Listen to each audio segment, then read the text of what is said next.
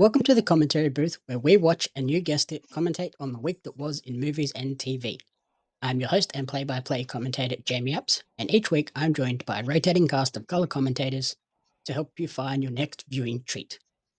This week I'm joined by an impact feed technician who lists their favorite movie as A Nightmare on Elm Street and favorite TV show as Golden Girls. Welcome back to the show, Corrina Mabey. Hello. Howdy, howdy. How is everything? It's good. Celebrated Alien Day. For those of you who do not know what Alien Day is, it is April 26th because that is 426, and that's the planet that they landed on in the first Alien movie. So I celebrate that every day, and all my fellow nerds also do. So, yeah, it's fine. I Very good. watched the teaser trailer again for Alien Earth and got super stoked. And then I was reminded about the Predator Borderlands Badlands. trailer Badlands, whatever, Badlands trailer that came out, and it looks like trash in parts. So No, I think it looks kind of interesting. I don't like the character design. The trailer that I saw, like, it was really awful looking. But And they tie the two franchises together again. it didn't work so well in Alien versus Predator, so I'm not going to hold my fucking breath. Okay. Yeah, we'll see. Have you finished watching You yet? I am on the second to last episode of You, and I am so happy to actually have it be closed now. I feel like You probably should have ended like 2 seasons ago, but that's just my personal opinion. But I'm not mad about it. Like, I just feel like they've stretched it as far as they can Yeah. Well, catch up, Slowpoke. go. Whatever. I got 2 episodes down. That's pretty good actually for me. So I finished it yesterday.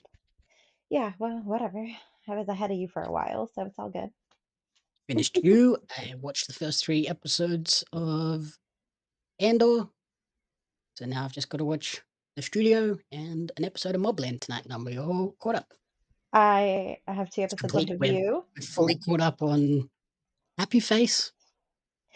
I am not caught up on Happy Face. I need to catch up on Happy Face. I caught up on Good American Family today, and there's 1 episode releasing I think next week, so that'll be done with that series. And I have 2 episodes left in You, and I am in the middle of watching The Leftovers. That's just a super old show, and I'm on the last episode of the first season of that. So yeah, I don't know. I went down a rabbit hole of weird shit lately. I'm all about some weird bullshit, and if I feel like maybe after watching The Leftovers now, maybe I could give Lost another try, but I don't know because Lost is a big fucking commitment. So Yeah. speaking of big commitments, though, like Yes. Speaking of the big commitments, despite her protests, Corrina returns this week to go back into the world of The Last of Us as we continue our weekly episodic breakdown reviews of season 2. hmm, Episode 3. 3 months after Joel's death, Jackson is rebuilding. Ellie has finally physically recovered from the injuries she sustained during that altercation. However, she is still emotionally scarred as she prepares to embark on her own revenge quest. So yeah, first and foremost, what did you think of episode 3 of this season, following on from the big moments of episode 2? I'm probably gonna have an unpopular opinion with this. I don't like this episode. It fell very flat for me. Is that Like, just because of what it was coming off last episode? no, I just feel like there wasn't a whole lot going on. Like, yes, we made progress with Ellie and her recovery and coping with the loss of Joel. And we see the town kind of trying to get back together from their big issues, and invasion essentially. However, I feel like this episode just lacked a lot. There's a lot of dead space in this episode, and I understand parts of it needed to have that dead space essentially, where it was just like quiet moments and like grieving essentially. However, parts of this felt like it dragged on very long, and I was not a fan. Yeah, this was definitely the slowest of the 3 episodes so far. Yeah, I kind of expected that from this one just because of how intense the last episode was. sure. I kind of expected them to just bring it down a little bit, let us have a bit of a lull and recovery moment, and I thought it was the highlight of this was the performances. Bella Ramsey and Isabella Merced as Hmm. Dina Yep. and Ellie. I thought their performances in this episode were fantastic, especially Bella. Like this is her best performance of this series, I think. Yeah, she or both of those characters, I feel like they definitely have a big character development as far as they're even like the actors themselves, they definitely like you can see them grow as an actor, they grow into their character and it looks like they're really understanding their character and kind of taking on bigger roles that they know that they're going to have to face later on. Um, and the episode really did focus mainly around just those two, so you get to see a lot of their on-screen dynamic and how they work, which is nice. It's like I said, I have a love-hate relationship with this particular episode just because I understand why it is the way it is. However, I'm also like I wanted a little bit more out of it, not as long drawn out as it was. Yeah. Yeah, it's just I expected it to sort of dip after the hectic of last episode, and then it was kind of always gonna be the bridging episode to get us to Seattle. That's why we kind of halfway through or two-thirds of the way through get that montage of them covering this long distance from Wyoming Yes. to Washington. Like that's a pretty significant travel. So Mhm. they didn't want to spend 3 episodes of them getting to Getting. Seattle, so they kind of just Yeah. montaged it. Yep. So as we break it down, the episode opens with the iconic image of the broken watch, which is very cool. There was a couple of other still images that were taken like directly from the game when Ellie's going through Joel's house. We get a shot of the window with the curtain blowing in the breeze, Yep. and that's the menu screen from the game. Oh, you know what? I think yeah, you are right in that. I've only seen the menu screen a few times, like for the second game, but yep, that's accurate. Yep. And then we get a very powerful scene with Tommy sort of cleaning Joel's body, and this is another one where it's the performance of Diego Luna with all of the performance in this one. They're so good, even despite having very little dialogue. Like Yeah, it's all physical performance. There's not a lot of in the moments where they're talking, they're kind of just progressing the story, but it's in the yep, moments where they're not talking where you're really getting a sense of how much Joel's death has impacted everyone in this town. yeah. No, I agree with you on that one.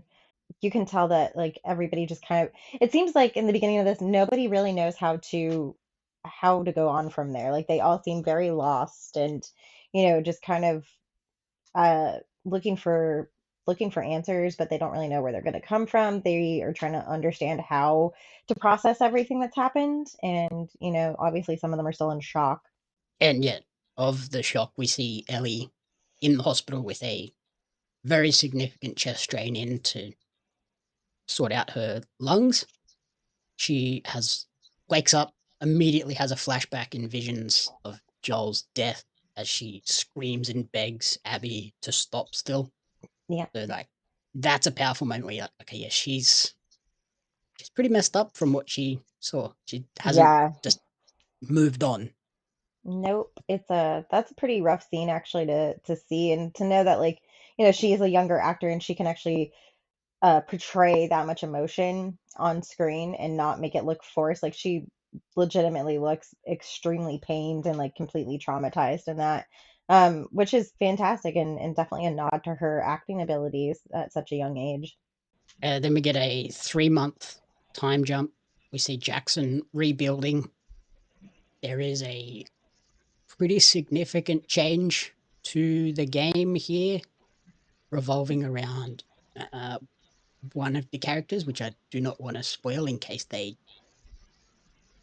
do use that later. So I won't tell you what it is, but there is a significant change with one of the characters and where in this universe they are at the moment. Okay. Uh, Ellie is now healed, but in order to be released from the hospital, she has to be cleared by Gale. My favorite person. I hated Gale in this episode. I love her. Shut up. Catherine O'Hara can do no wrong. Fuck off. Her character might be a bitch, but I think Catherine portrays her fantastic as well. And she's just calling her out on her shit. Like she knows that Ellie's gonna say whatever she wants just to get the fuck out of the hospital. Um, and she's gonna try and pull a therapist moment on her and make sure that she's better, but even though she knows that she's not, she can tell straight through it. Yeah, but she's also lying to Ellie as well, which really pissed me off. Yeah, but that's what therapists do. They lie to get things out of you, and then on top of that, they also kind of or I don't know. They trick you into just, telling you exactly what you want to hear so you think you're better. I don't know. Yeah, because she tells Ellie that Joel told her that he wronged Ellie, and I'm like, no, he didn't. He said he saved her, you jerk. Yeah, but she did it for a good reason because she got shit out of Ellie. And Ellie, I feel like that she helped her, if anything, get a little bit more closure, if anything, and kind of come to terms with what's happened. And also, like Ellie feels like shit about herself, but I feel like Gail's just trying to get more insight into her relationship with Joel, probably. Mm, maybe. I also think I suspect Ellie was lying as well. Oh So yeah, I think 100%. they were both lying to each other because like Ellie says that she didn't reconcile with Joel, and I'm like, I don't know, you were very different at the start of episode 2 than you were at the end of episode 1. I don't know. So we will see. Yes. And then yeah, once she is released, she goes to Joel's house and just walks through the house in silence, and yeah, that's where I thought her acting really stood out. Like the power of the screaming part was intense, but this Yes. one in just such a subdued, silent, contemplative nature was just like, oh my god, that was the saddest part of the whole episode, I think. Even sadder than the end of last episode. Yeah, she's just the fact that she's by herself and, she's taken it upon herself to kind of go about seeing where he was in like his last days and realizing that like she was not there in the house with him. Like you see her go into her bedroom and her bed's not in there anymore, and you can almost see like it looks like she feels almost guilty for the fact that she wasn't in the house and like wasn't able to you know really emphasize that whole family feeling, and now it feels like she kind of regrets that a little bit. Yep. And then Dina arrives. Throughout this episode, there's a few subtle things that character of Dina does physically. Did you pick up on any of those? No, maybe I didn't. I don't know. Okay. I don't know. Elaborate, please. Well, when she's sitting at the table, she has her hands in a very specific spot, and then later in the episode, when they are camping, her face like looks pained. So just gonna let you find out what that is later. Oh, so you think that she either got attacked, bit, or injured in some way, shape, or form? Maybe we'll Hmm. see. You'll find out. Hmm. Very suspicious. I did not know that, so now I kind of want to go back and rewatch the episode and see if I can pick up on that now. All I know is that bitch made some cookies, and if somebody's coming to my house to try and apologize and they're bringing baked goods, I'm a hear them out probably just because I'm a sucker for some cookies. So yeah, Yep. she did great on that. Nothing says that I'm sorry, please forgive me, like some snacks. Yep. Yeah. Well, I don't want to spoil all of the reveals, and there's Yeah, some big reveals still to come in this season. So shh, secrets. I don't like secrets. Do the Just tell bamboo. me everything. I also love the line. If you want to find someone and all you know is where they're going to end up, maybe let them get there. I was like, that makes Yep. total sense and justifies why they didn't chase after Abby and her crew immediately Yeah. because all they know is they're going back to Seattle. Yeah. So let them get to Seattle. Yeah, that makes sense. I mean, it gives you more time to plan a course of action and maybe not jump to things and maybe have it actually work instead of get really fucked up and thrown out of proportion. And to not like accidentally go past them on the journey there and somehow Yeah. miss them and not in the way. But it does create some issues because as we find out, the WLF are revealed at the end of this episode. And despite Dina at the start saying, "Oh, they're just a small group," I think that you and I, just the two of us, can handle them. Yeah. What did you think of that big reveal of the WLF is not some tiny little six-person group? Best of luck.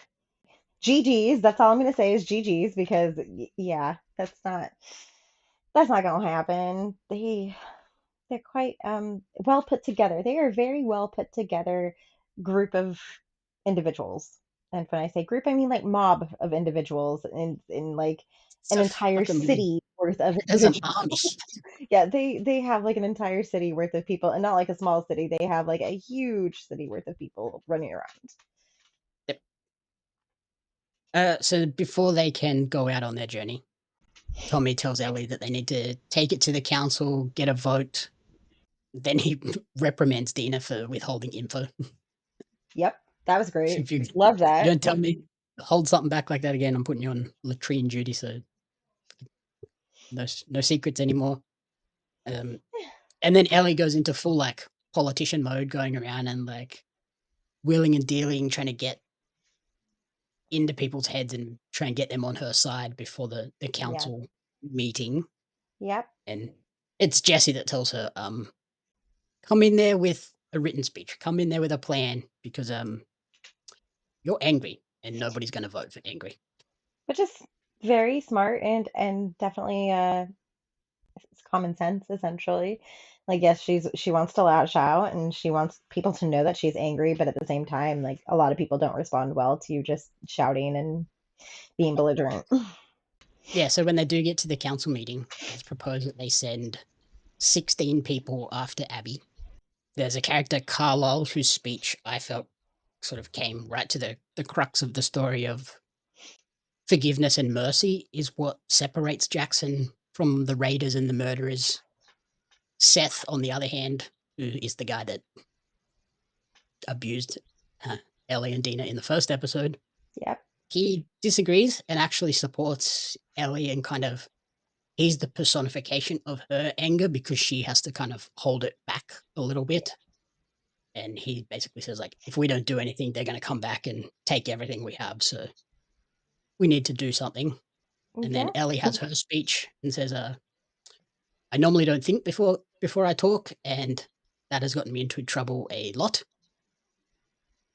It's she also says it's not about revenge. I just want justice for us, which is interesting for her to kind of look at it more community focused.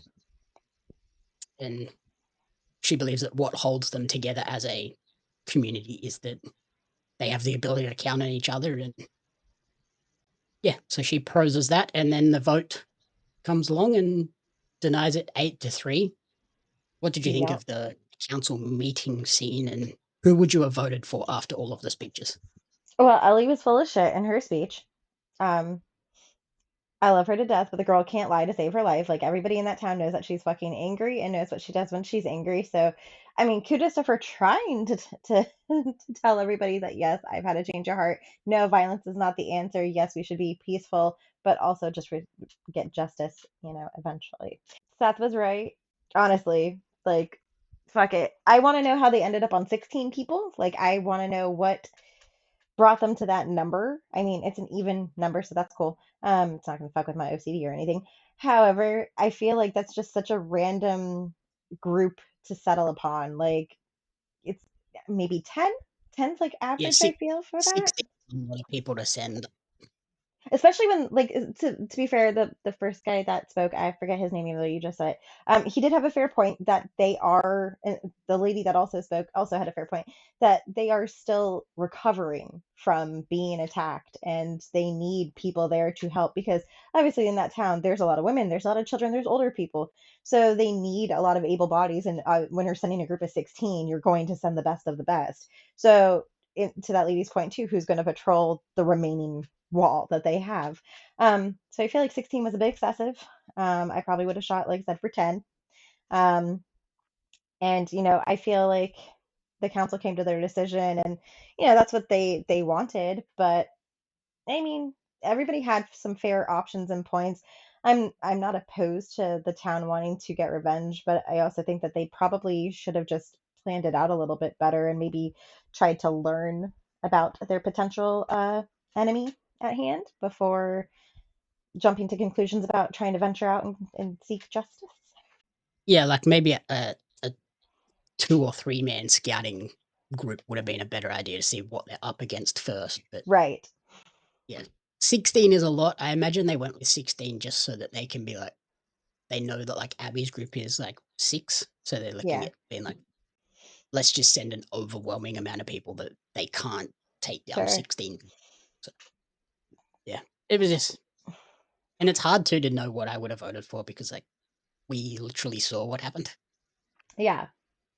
But yeah, like I feel like if they had done a scouting group, like you said, with like 3 people, then that could have given them perfect opportunity to go into like unventured terrain and to figure out exactly what they were up against. Because, you know, if you just go guns a blazing and you have no idea what the fuck's behind Seattle or in Seattle necessarily, and you've never been over that way, then that's probably not the best surprise for half, probably like half your able-bodied people in a village of defenseless.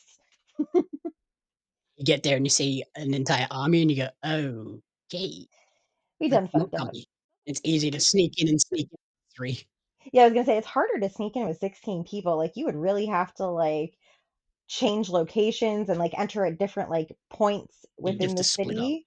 Yeah, and I feel like that's even more compromising. So yeah, kind of I don't know if I would have really gone with that plan. Yep. So, yeah, it was probably the correct vote outcome, but yeah, Ellie can't deal with that, so she begins to amass a giant arsenal of weapons. Which is impressive. She got a lot of guns. She does. She's as Tommy says, she kinda lashes out and she's a little bit crazy. Yeah, she's definitely taking her Second Amendment right to heart in this scene.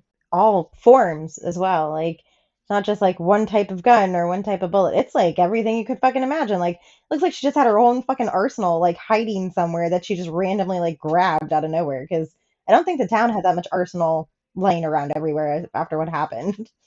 And, like, also on that idea of them, like, not wanting to send 16 people, they're sort of short-handed too, because at the Yep. end of the last episode, after the assault on Jackson, we see a lot of people, like, on the wall, there's the guy that's like, "Oh, I got bit, you have to shoot me in the head."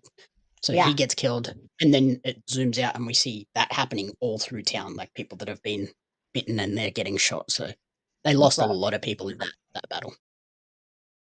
Are you a trading card collector or a fan of Australian pro wrestling? If so, you're not going to want to miss out on the limited edition Australian wrestling cards.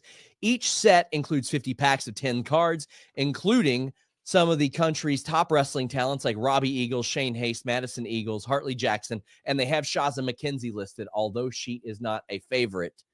The velocities, and a lot more. There's wrestlers, referees, announcers, commentators that are featured, giving you a full appreciation of the Australian independent scene. The cards sold out a lot faster because cards are hot right now, as I'm sure Jeremy Lambert will tell you. But you can order your Australian wrestling cards now at Pario Magazine. That's PARIO magazine.com.au/AUS WRES cards. Follow Australian Wrestling Cards on social media at AusResCards for updates. Join the hundreds of fans who have already discovered the excitement of Australian wrestling cards. So, yeah, Ellie tries to lie to Dina and says, I'm not doing anything, I'm just chilling out. I'm just about to go to bed. And Dina's like, no, you're not. I can tell you're lying. Just open the damn door. Comes in, sees the arsenal, and finds out that Ellie's only plan is go to Seattle, kill Abby. That's it. That's Yep. the entirety of her plan. And it's pretty funny when Dina's like, that's not going to work. Here's what you need to do. You need to plan out your route. You need to get some medical supplies. Look what I have, a map and a plan. Who'd have thunk it? What did you think of that scene and that interaction? I thought that was a very good scene to sort of set them up as the dynamic duo, basically. Yeah, I think it was fun. I think Ellie realized how resourceful Dina can actually be and how much of an asset she is to her cause. It's great to have that. I don't think that they were. It's not necessarily that they were enemies, but I don't think that they really saw eye to eye with certain things. Probably Particularly Ellie's shoes. you leave the Chucks alone. Like she said, she made it all the way in Chucks, and they've done her good. And I don't know, my kid could probably run like a. She's gone all over the parks with fucking Chucks. So I mean, they pretty tried and true. But yeah, boots obviously are a little bit probably more of a better idea. But yeah, I don't know. I feel like somewhat when I watched Dina interact with Joel, and I saw Ellie kind of in the background, like not really being Joel's number one fan anymore. I feel like maybe Ellie held some resentment towards Dina. It's never really shown, but I wonder if it's like one of those unspoken things where she's slightly resentful to Dina because she was also getting Joel's attention. I don't really know, but I'm glad to see them kind of come together and squash whatever was between them and go on their merry way as Robin Hood and Little John, actually. Yeah, it's more just like their the romantic tension kind of Yeah, there's gets that in too. a little bit, but you're like, I don't even think they know what to do either. Like they really don't understand. They don't know how to come back from that either. I feel like it was, one of those whoopsie moments that neither of them expected to happen and find out later how they address that. yeah, it's kind of like Dina is like the man in the chair to Ellie as Spider-Man. Like there's the action hero, and then there's the Alfred basically to Yep. Batman, like sitting back in the cave, planning everything out, like setting everything up so that the action hero can go out and do the stuff. So, and Yep. she's kind of like surrogate Joel, really. Like Yeah. Ellie was Makes sense always of that. pretty hot-headed and like just get involved. Let's do this. Joel was like, no, we need to be smart about this. Like if we're not smart, we're going to get killed. And then what's the point? Yeah. 100%. We talked about that sort of sexual tension between the two and like unsure how to talk about the kiss and go back to it, move Yeah. on from that. And like that comes to head in the camping in the tent when they have like the awkward. So what would you rate this? That was a very awkward conversation to like to hear, and I'm like, this is not how you address the elephant in the room. Like, you are being so indirect right now. Just come out and fucking talk about it. Like, don't be like, oh, how do I kiss? Do I kiss okay? Oh wait, you're lying. I'm not that bad, kind of thing. It was very awkward to watch. I think that scene is mainly there to remind you that these are teenagers that haven't Yeah, like got any life experience apart from living in this fucked up world. So they're like they don't know how to they're do that. soldiers, but they're kids. Yeah, they don't know how to handle their problems head on or like address conflict or any kind of awkward situations that they might, come upon with each other in life. So yeah, ultimately they plan to leave Jackson at 3 a.m. with the help of Seth, which is kind of surprising. He Yes. gives Ellie forces Ellie to trade her rifle for his better rifle, and Ellie's still kind of a bit of a bitch about that too. She's doesn't really talk to him and doesn't shake his hand when they leave, which I was like, "Come on, Ellie, gotta put that behind you now. He's actually doing a good thing here. He's Yeah, helping you achieve what you want to achieve." I was actually taken back that he was actually going to help them. I mean, that's cool. He's trying to be the bigger person, I guess, especially after he realizes like what he did was uncalled for. So he's trying to make amends any way he can. So, I mean, good on him for trying to, I guess, extend an olive branch, but Ellie's still just like a bitter, bitter kind of person, I think, towards it. And, she doesn't really forgive very easily. So, And I think that's kind of what he's leaning into as well. He knows that the council aren't going to vote for this, but he knows Ellie can get the job done. So just to help her get it done, so that even like he's kind of looking out for himself ultimately because he wants to be safe in Jackson. So yeah, get the job done. I'll just help her get it done, and we'll go behind everyone else's back. fuck it. What are they going to do? Seriously. Like, it's not like they can do much. They don't really have a whole lot of people left to, bring back and persecute, essentially. Well, I think they're just going to look at it like, oh, once she's out of Jackson, It's okay, not she's their gone. problem. They're not Yeah, going it's to not their chase her problem. down, basically. Yep. And as they leave Jackson, Ellie decides, or they go to visit the makeshift cemetery that they've set up with the wooden headstones. She visits Joel's grave, which was another super powerful scene as well. Yes. Yeah, that was a really emotional sequence. And again, another one with like zero dialogue at all. It's just raw emotion and the soundtrack in the background, which is a very somber, set the tone kind of music, which I expect and really enjoy. But it's one of those things you can tell that she's like officially saying goodbye kind of to Joel, even though she doesn't want to, which Mhm. it's hard, but you can see her kind of, I think it was almost like a moment of closure for her, because now she can say goodbye and just essentially tell him like, look, um, I'm going to go avenge you, essentially. Yep. And I did like the little touch of leaving the coffee beans because Joel Yeah, was such a big coffee guy, and Ellie was like, "This tastes like shit. crap." Yeah, how can you drink this? What did you think of the sort of the montage sequences we got through the various landscapes across their journey, as they also name the best bands of musicians from every letter of the alphabet? I actually love that idea. Like, I feel like that game might be my next like long road trip game kind of moment, because it's so much fun. It's kind of like, you know, playing I Spy or something like that, just a waste of time. But I do like that it kind of brings Ellie and Dina a little bit more together on a friendship level. They get to learn a little bit more about each other. You see them fucking around with each other's choices and bands and stuff like that. So they are still very much, teenagers going on this like ridiculous journey, so they're trying to make the best of it, which I like. And when we mentioned the kiss part, Dina mentions that she already got back with Jesse in the 3 months that Ellie was in Yeah. the hospital, which was Yeah. an interesting little reveal. Yeah, but Ellie doesn't care. She don't care. Doesn't affect her. She's fine. Mm, you yeah, know so good. it's all good, whatever. Typical Um, typical teenage response.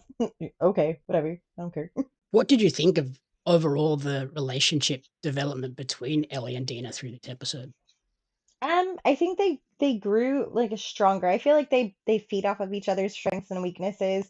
Where Ellie is more of like a, you know, guns a blazing, think second kind of moment. Dina is more of a, hey, let's pan out the consequences of our actions first.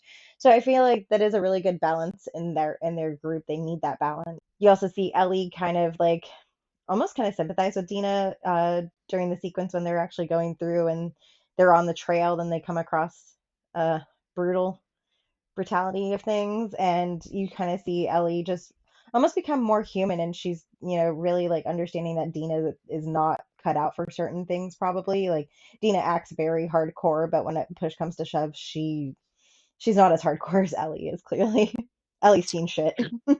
Yeah, I think Ellie realizes she has to be the Joel in this group. Yeah, absolutely. That she has to not be so pig-headed and hot-headed of let's just get this done. She has to like look out for Dina. So I love that development of it kind of shifts. Whereas like Hmm. at the start of the episode, Dina is doing everything to make sure Ellie's okay. And Yeah. then at that point where we hit the mass rave, they they flip and now Ellie's the kind of protector of Dina in this part from then on.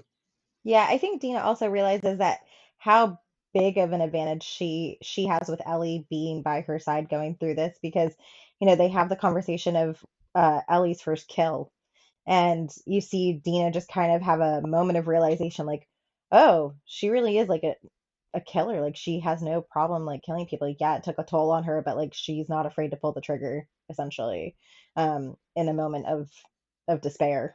So, whereas Dina, I don't think would be as quick to do that. Yeah, she technically didn't tell her about her first kill though. No, no, no, no. She told her about her like Second one. second, yeah, official kill kind of moment. Yeah, she was like, "Can't tell you about the first one. That's too rough. I'll tell you about the second one." Yeah, I think that's kind of the moment where Dina goes, "Oh, she's she's killed a, a lot of people, not just yeah, one or two. yeah, She's probably killed quite a few." So, yeah. and you mentioned sort of the gruesome scene that they come across with the remnants of the Seraphite group. What did you think of the Seraphites, who are another faction that we're introduced to in this episode? I don't know anything about them, which really makes me angry, because in the start of this episode, I thought we were going to be introduced to this entire faction, and that this episode was going to revolve around like Ellie and Dina running into them and happenings. I don't know jack shit about any of them. All they keep talking about is they need to follow her, and she knows what she's doing. And all of them have scars on their face, like they have cut their faces even like itty bitties. So I was very intrigued by them, and then I was very annoyed that that's all I got. We will definitely get more of them. Yeah, the Joker scars basically are pretty intense. Yeah, Yeah, they talk about their profit, what they're doing is for. So it's like this is the most like religious cultish group that we gotcha. find out about. Um, they communicate through whistling, which in the game is terrifying because you'll be like stalking through a section and then you just hear a whistle and you're like, oh fuck. Fuck. Yeah, it sent my dog absolutely bonkers. I was like, we were good through the whole episode until they started whistling, and he woke up out of a dead fucking sleep and was like, "The fuck is happening right now?" And I was like, "Why? Why do we have to whistle?" And also, I Yeah. noticed they don't use any like guns. They don't have any artillery. They just use hatchets and hammers, which is very interesting to me. So I'm very intrigued by this faction and how they live their daily lives. Like I'm kind of hoping, and I know you probably know, but I'm excited to see if possibly we see more of their lifestyle and how they've adapted to the world. Yeah, I will say that they're like a group that is sort of Amish like, where they go back to like a pre-tech age. So they're Okay, all like, yeah, bow and arrow, hunting hammers, things. tomahawks, stuff like that. So more like physical rather than mechanical tech Interesting. age. I want to ask, how do you think they're going to play into the rest of the season? I'm not going to answer if you're correct or not. I just For want to sure know, not. get your prediction on how you play into it. It's gonna go one of a few ways. They were either making their way to Seattle, not knowing that the other faction was over there, looking for a better area.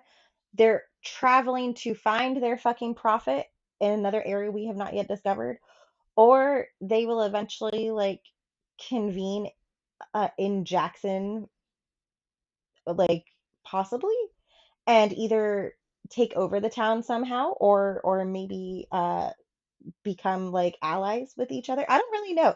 I don't know enough about them. God damn.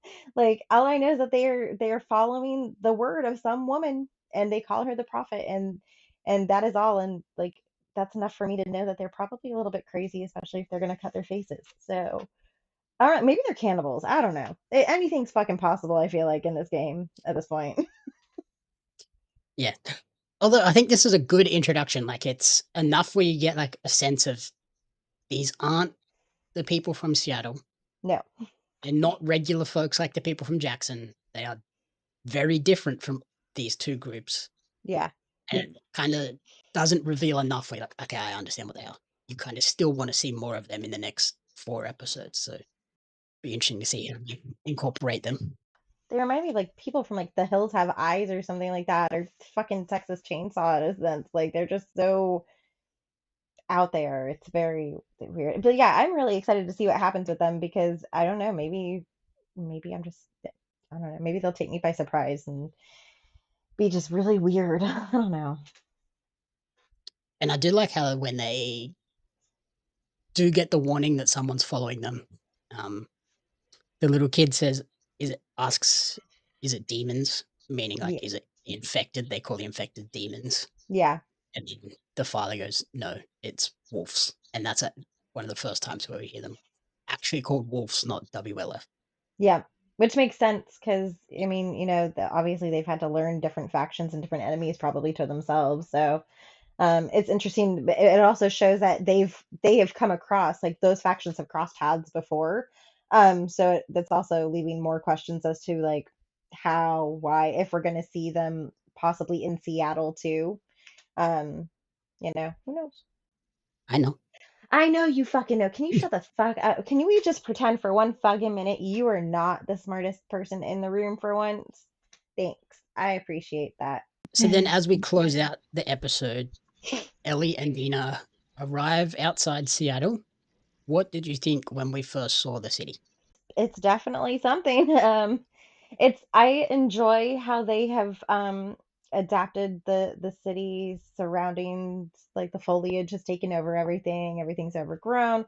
Cars have been left where they were years ago now, from when it first happened.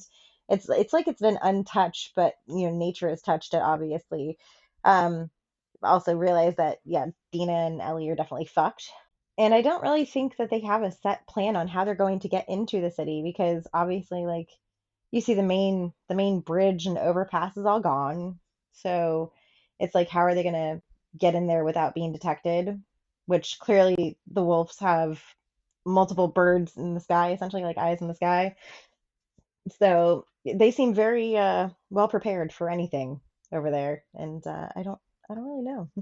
And we see like where once kind of they they see the city and all of that. I thought that recreated Ellie and Dina's arrival outside perfectly. Like we see the sign saying like this far to Seattle, and then we also see the next sign that's like warning, don't go in here, basically.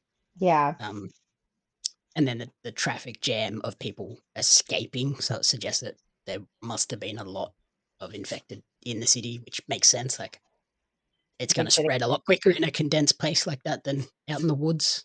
Yeah, Yeah, I thought it was a really pretty scene. Like they've done a great job of the skyline is recognizable. You see the Space Needle, and then they talk about how oh, at least nobody's shooting at us, so there can't be that many wolves, giving them like this false sense of hope of there must only be a few people in here. We can do this.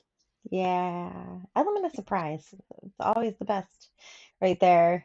And they're very well organized, clearly. They have a very well organized thing going on, and I feel like they've taken on bigger things than just Ellie and Dina coming for revenge at this point.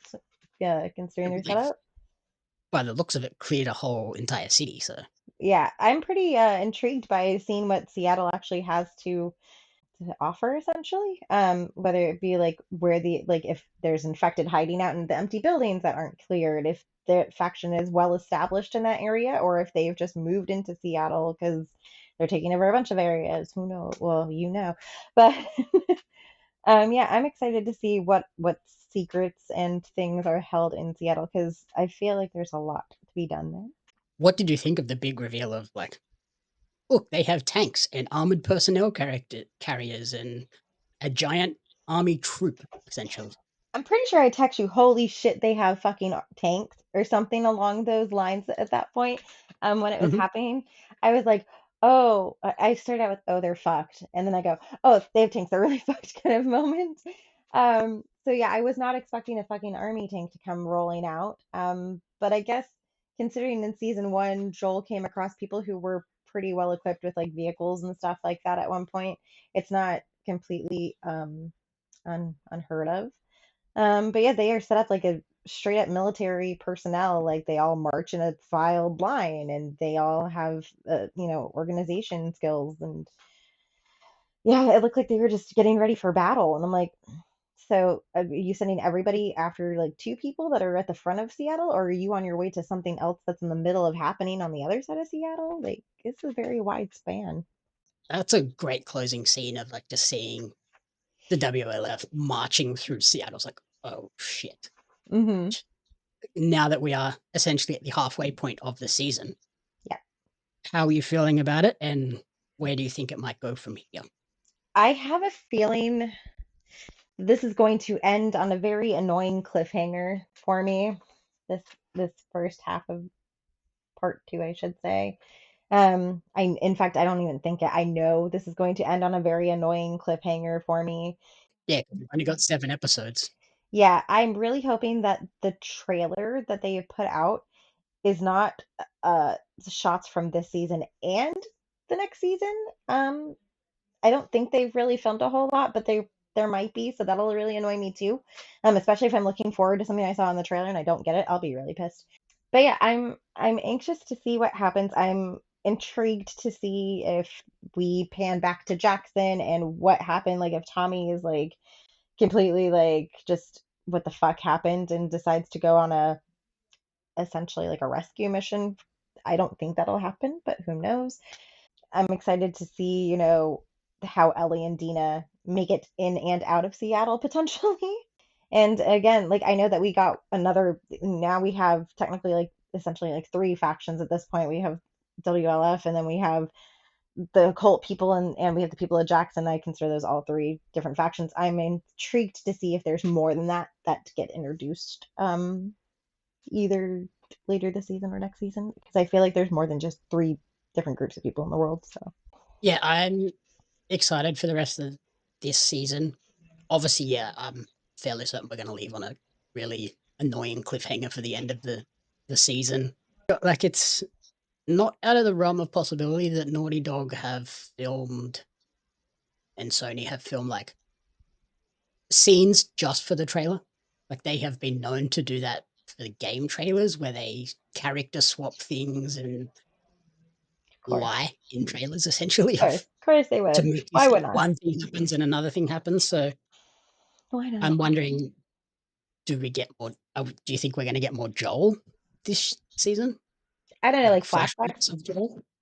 Yeah, because I feel like they make such a big deal, and I love Pedro to death. Don't get me wrong, but they ride on his name in this show so much, and he is such a big deal that it would shock me if they didn't somehow emphasize like flashback sequences of Joel with Ellie, like moments we didn't see on film, like originally and stuff like that, private conversations with him or with him and Dina, things like that.